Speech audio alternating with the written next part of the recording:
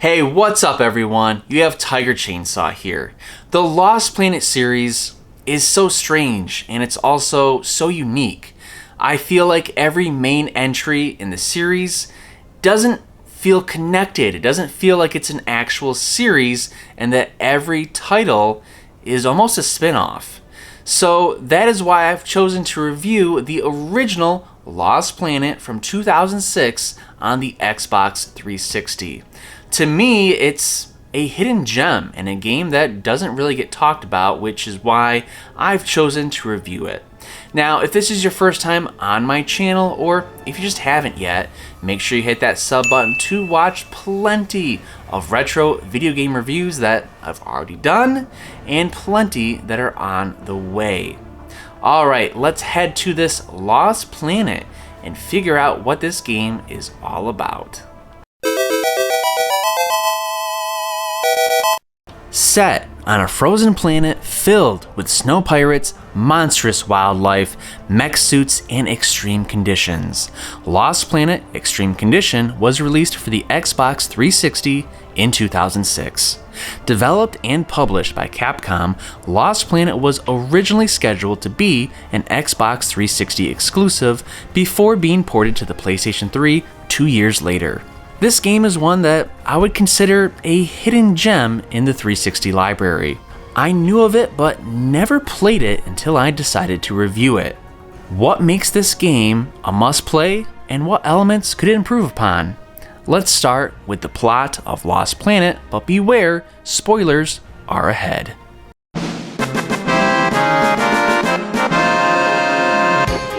I'm a sucker for a good story, and Lost Planet has put effort into their story, but unfortunately it doesn't come out as clear as it should. Characters are introduced with very little background information and motives. Overall, the characters are likable and I enjoy their designs, especially Luca, who comes across as very cute, but the story woven around the characters wasn't easy to follow. I've read that some complained about the voice acting, but I thought it was enjoyable and I really don't have any complaints. I don't expect every video game to be Metal Gear Solid, and as long as the characters have personalities and good designs, I'm okay with B-rated acting. Now enough about talking about the story, and let's talk about the story. To understand the plot, you'll need to understand the setting. Humankind has left Earth in search of colonizing new planets. They discovered EDN-3 and decided to settle on it. At first, it was successful as they built homes and structures on this snow planet. Sure, it was freezing and full of ice, but it could be inhabited. Soon after establishing colonies, the humans were attacked by a native wildlife called acrids. These huge insect-like monsters terrorized the settlers and forced them to fight. Many were unsuccessful and the rich decided to leave the planet, but not before discovering that the bodies of these acrid produced a very rare and very valuable thermal energy source. If the acrid could be slain, the thermal energy could be harvested. While the rich left the planet, the other settlers were forced to live in clans and various outposts, eventually becoming snow pirates. That is where the story of Lost Planet begins. You are Wayne, a snow pirate that is looking to exterminate a hive of acrid that has taken over a domed city. Wayne and his father's unit take on the acrid but are cornered by a huge acrid named Green Eyes. Wayne's father sacrifices himself as Wayne escapes in his damaged vital suit. Think kind of like mech suits. But he freezes in the extreme conditions. Now get this, he is revived 30 years later by a small crew of snow pirates that consists of Yuri, their leader who's a scientist, and Luca, a big boobied cute girl. And yeah, I guess there's her brother Rick, who is kind of a dweeb. After being revived, Wayne has lost his memory and recalls nothing besides the final moments of the attack on the Green Eyes. It is revealed that Wayne was able to survive the cold due to his attachment in his arm called a harmonizer that runs on thermal energy found in the acrids. Yuri informs Wayne that a giant company called Nevik is on the planet looking to thaw it out and make it livable. Wayne agrees to work for Yuri, and during a mission, he encounters a woman named Basil who accuses Yuri of betraying her clan and killing her father. When Wayne goes to Yuri for answers, he disappears and is shown leaving with Nevik's soldiers. Now this is where the story starts to get a little bit tough to follow.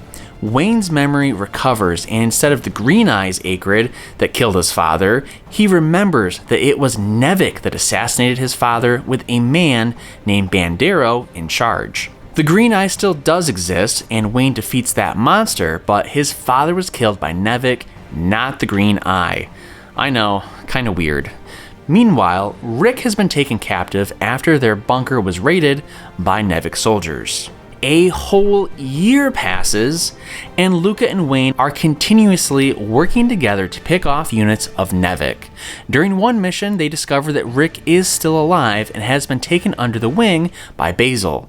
Basil helps Wayne capture a Nevik soldier named Joe, and they begin to interrogate him. Joe tells him of Nevik's plan to heat the planet. The problem with Nevik's strategy is that it will kill all the Acrid and humans that are currently on the surface, so Nevik can retreat to the sky as thousands of innocent people will die. Joe sets up a meeting between Bandero and Wayne, only to lead them into an ambush. It is revealed that Joe was working for Bandero all along, but thought that no one would get killed. Wayne and Joe barely escape with their lives as Bandero threatens to kill them later. Bandero and Wayne battle to the death soon after, with Wayne coming out on top. He finds Yuri dying quickly from torture, but not before Yuri hands him a device that will unlock the full potential of his father's vital suit that Wayne has been using. With the power unlocked, Wayne takes on the head of Nevik, a commander named Eisenberg. Basil then commits suicide in a massive explosion that gives Wayne more time. Wayne and Eisenberg battle it out in their VS units before Wayne defeats him, saving the humans on the surface. But the extended power of the VS has again rid Wayne of his memory, and he is seen collapsing just as Luca reaches him. Get this, another year passes, and Luca and Rick are finishing up the work of Yuri. They launch small pods around the area that begin to melt the snow, turning the ice into soil and grass. Luca is talking to herself, wishing that Wayne was here to see it. Just as she finishes her sentence, Wayne walks into the picture and begins speaking to her. His memory is slowly starting to return, but he barely remembers who he is.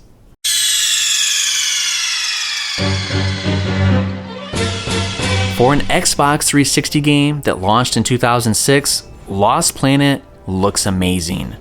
There are games on the Xbox One and PS4 that don't look nearly as good as Lost Planet, and Lost Planet is over 15 years old at the time of this review. Lost Planet plays like an arcade shooter, and it reminded me of almost a rail shooter in a few of the missions. Now, I have to comment on the explosion of the barrels too. There's just something so satisfying about shooting them and watching them explode into a smooth, fiery, and smoky mix. It looked great. You don't have many games like this, but it worked and it was unique.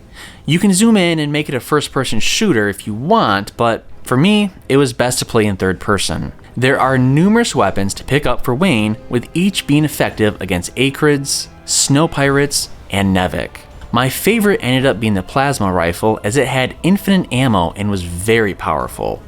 When you aren't running around with Wayne, you can hop into VS units during the missions. These are also fun and unique with customizable weapons for each. Sometimes in order to progress through a level or to defeat a boss, you'll need a VS. Speaking of boss fights, they were my favorite aspect of Lost Planet. Each one was unique and each one challenging in their own way.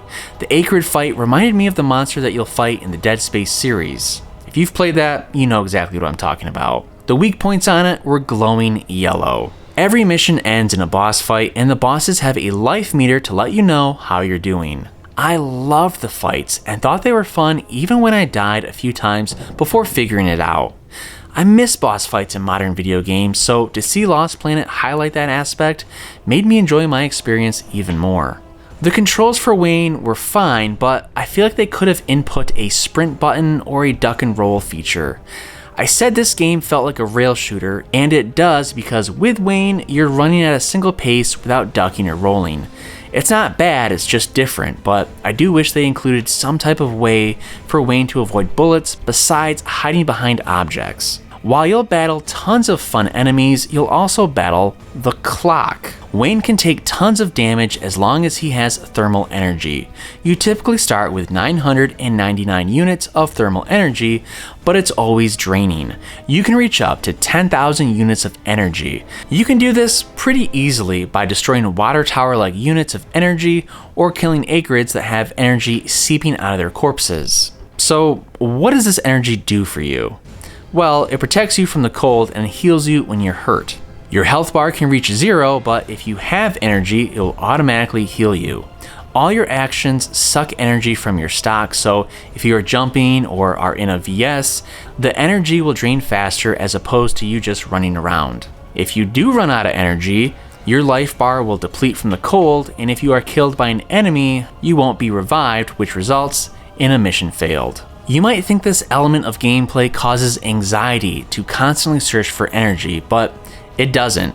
Trust me, as someone that hates time crunches or time trials or anything time related, I never felt in danger of losing because of the clock. It does go down at a slow rate, and unless you are strolling through the snow and admiring the wildlife, you won't be in danger of running out. After every mission, you'll get a cutscene that lasts a few minutes advancing the story. I loved this, as it was a little reward for a job well done. Even though the story was confusing, I was always excited to see what was coming next.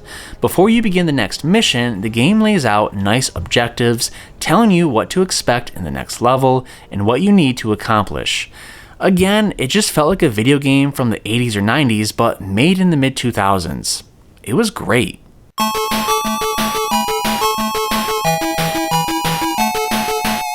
Storytelling isn't the strong point in Lost Planet, but it doesn't have to be.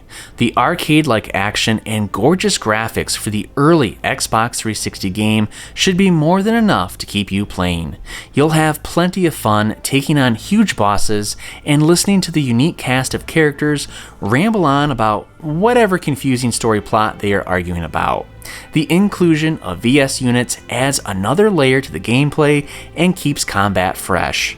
This is one game you shouldn't pass up. It's unique and has plenty to offer for anyone trying to find a game that went under the radar, which is why I'm giving Lost Planet an 8.9 out of 10. This is a great game. So that's my review of Lost Planet on the Xbox 360 from 2006. What did you guys think about this game? I would love to hear your thoughts and comments below. And if you haven't played this game, do you want to play it now? Does this interest you? For me, the entire Lost Planet series is just so bizarre, and that's why I'm excited to continue reviewing Lost Planet 2 and Lost Planet 3 at a later date for you guys to decide which one of the trilogy is the best. Now, if you haven't yet, make sure you hit that sub button so you can catch those reviews. You know the drill. Happy gaming. Thanks for watching, and make sure you play a video game today.